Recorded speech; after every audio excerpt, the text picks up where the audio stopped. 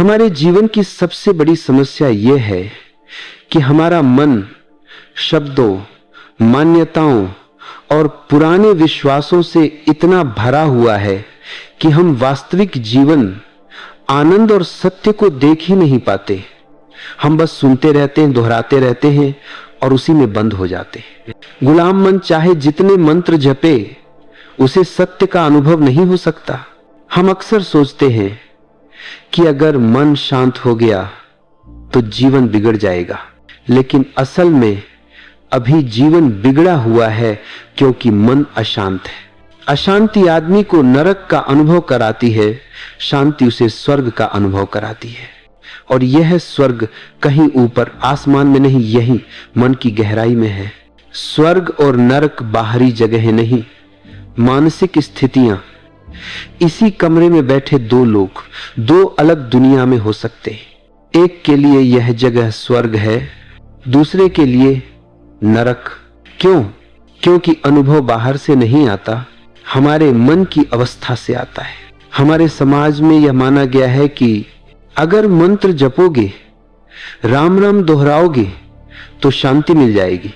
हाँ, मिलती है, लेकिन वह जड़ता वाली शांति है। वह नींद जैसी है, जागरण नहीं। यह शांति नहीं, ऑटो हिप्नोसिस है। शक्ति की कमी से आई शांति असली शांति नहीं। असली शांति तब आती है जब मन जागृत और सचेत हो जाए। हमारे भीतर इतने डर भरे हैं, स्वर्ग, नरक, पाप, दंड, कि हमें आधार चाहिए होता है। मंत्र, जप, अनुष्ठान, ये बस मनोवैज्ञानिक सहारे की तरह है। ये हमारे भय को थोड़ी देर दबा देते हैं, लेकिन समस्या को हल नहीं करते। इसी कारण हम सदियों तक असली कारण खोज ही नहीं पाए। न विज्ञान बढ़ा, न सामर्थ्य, न आत्मबल। शांत मन संसार को मिटाता नहीं, परिवर्तित करता है। बहुत लोगों में यह भ्रम है कि अगर मन शांत हो गया तो संसार से दूर होना पड़ेगा, परंतु संसार से भागना नहीं, मन को बदलना है।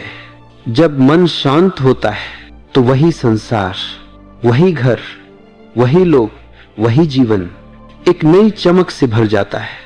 हमारा अनुभव बदल जाता है।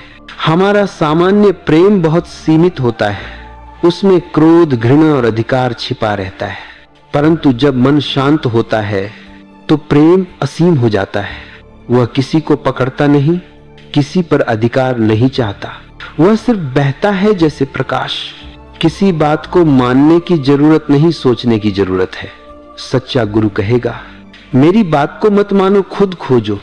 सोच समझकर जो विवेक पैदा होता है वही आत्मिक शक्ति बन जाता है। यही आपकी वास्तविक खोज है। जब मन शब्दों के कोलाहल से मुक्त होता है तभी मौन जन्म लेता है।